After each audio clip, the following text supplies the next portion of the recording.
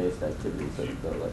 Carolyn, do you happen to have a standard content, anything like that, right there with you? Because if you're a third grade teacher and you're writing a lesson plan or looking at something, you're going to have the state standard, the content that you need, the curriculum, and then the teacher has to figure out what activity they're actually going to do in the classroom that day that covers those. Right.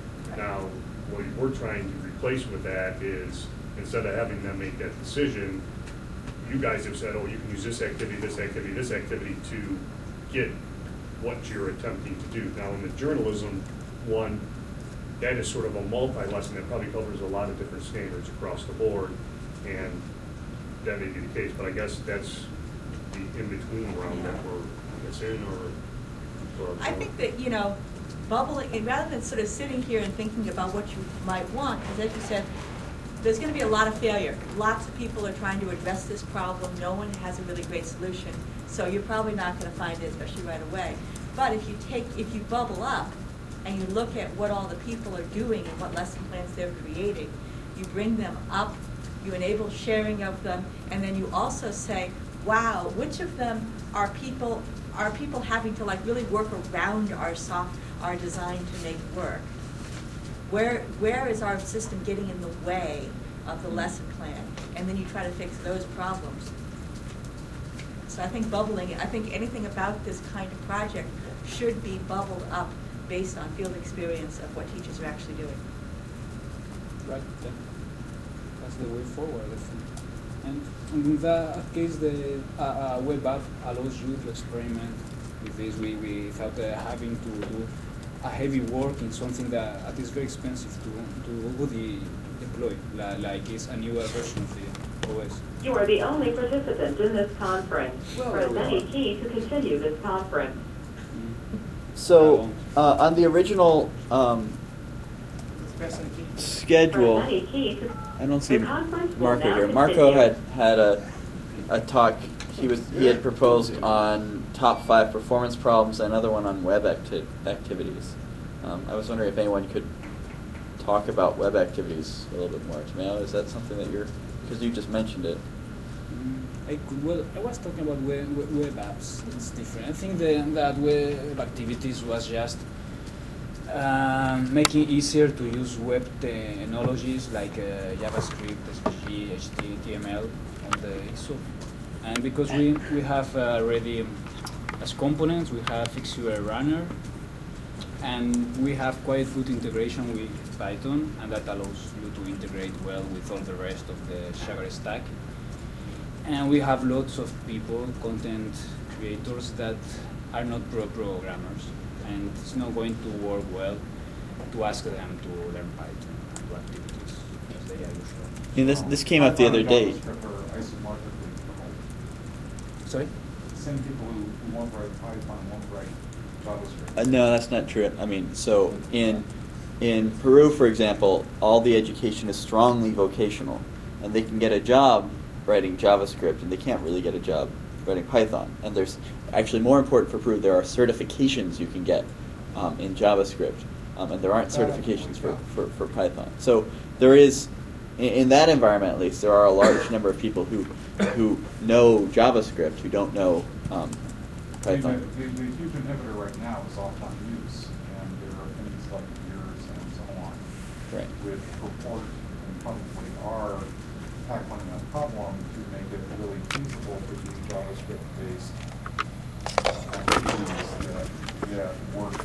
But I think the problem is not as much the language, but the context in which it is used. It's very different to use JavaScript to do an activity than using JavaScript in the context of a web page or a site. Did you ever play with the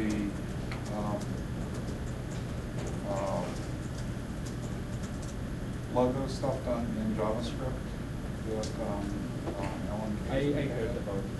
I remember how that That's well worth playing with. Sure. And the missing piece to that was the offline use. That seems to be the piece that's coming, right? But what Marco was intending to talk, I think, is more about using web technologies, but being able at the same time to use all the Sugar stack. No being constrained to what all the web activities are constrained to normally. There's a sequencing thing here, which is until the web apps can get used offline, worrying about integration is secondary. So it seems like the first logical step toward that is the Google Gears kinds Yeah. of stuff. That seems to make sensible to me, because the web apps can clearly be used offline simply by putting a web server on. Right. So I could implement Memorize as a JavaScript application. Fine. So Well, so the either way. basic level of Marco's question was actually Making one or the other of those happen or both.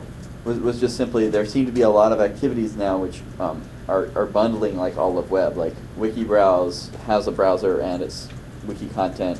There's the Gmail activity. I think you mentioned a couple others. So at the basic level, is there a way that we can more efficiently? Marco, the Um, Marco. yeah, we'll get Marco to address it. Is there a way that we can more efficiently bundle these things so that people don't have to like pull all of, duplicate all of web's code for these applications? And I think one step beyond that is if you were actually writing your activity for, is there a way you can use web technologies, especially if you can preview them on a non-XO easier? Can I make something which I can deploy to a regular laptop and to an XO with, JavaScript, Google Gears, whatever. It's straightforward in web technologies and certainly was done very frequently early on to invoke applications. One thing which is low-hanging fruit is exactly the kind of WikiBrowse sort of packaging, except to invoke, allow you on a web page that is in fact your lesson plan to invoke the activities by just clicking on it. So they say, well, the explanation for the teacher is, well, the student might paint, and that's a hyperlink which starts the paint activity, or the write, or whichever.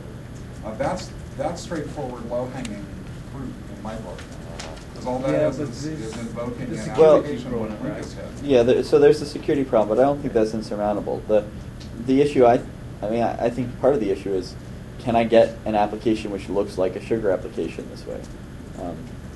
For whatever that means, accessing all the technologies of Sugar. Is it easy to do? At the moment, I can't easily add a menu item when I'm running inside a web browser. The menu item has to be run in Python and has that interact with the JavaScript, which is actually running inside the web widget. If we ran the web application full screen and then implemented the Sugar toolbar in JavaScript, there's a couple, can we make it easier for people to write JavaScript activities? I wonder if perhaps we could give one step further and allow activities to interact with Rainbow, for example, and to tell Rainbow that we are about to try to launch an activity from this URL, and the URL authenticates itself because it's the school server. So we could allow for teachers to do lesson plans on the school server, Moodle, for example, and open activities without opening everything. The only thing that you need in the security model is more or less to make it 2 clicks instead of 1. I click on it from the web page and I go to the journal page for that activity, and then I can launch it. But it's a big switch of context. Yeah. That's a problem. It's I don't know you if can play more it's sophisticated acceptable. games, but all you're trying to do is prove that this click was actually made by the teacher and it wasn't some malicious JavaScript on a web page you visited trying to launch something. We can try that, but I think that teachers and so on won't think it's such a good idea. Do we need to be concerned about malicious JavaScript? Like, browsers are designed to be robust. Yeah, but we just proposed adding a new. Do you need to be concerned about malicious code? Yeah, we just proposed adding a new hack which lets you call into Sugar All from. browsers already address this issue for us. If they don't work, then we upstream You're about. trying to start some pretty arbitrary activity. The issue is that something that the user actually wanted to have happen? But again, I think a reasonable short-term strategy is just we've established the line in the sand that the journal is a trusted activity and we can launch them from the journal, and anyone else who's untrusted just has to redirect through something that we can, the journal's not going to go ahead and launch that thing unless the user actually